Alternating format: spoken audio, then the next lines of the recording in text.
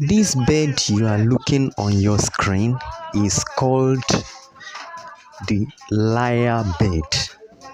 Why did I call it the lyrebird?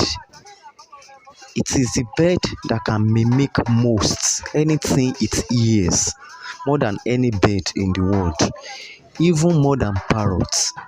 It can mimic more than parrots. It can mimic anything it hears.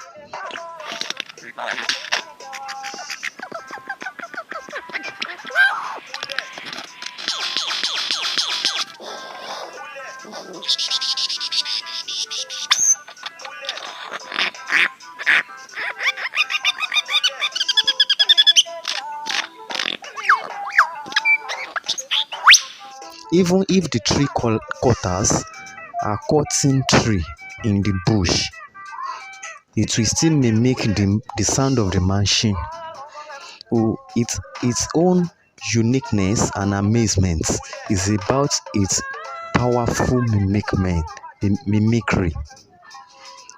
It has a powerful mimicry.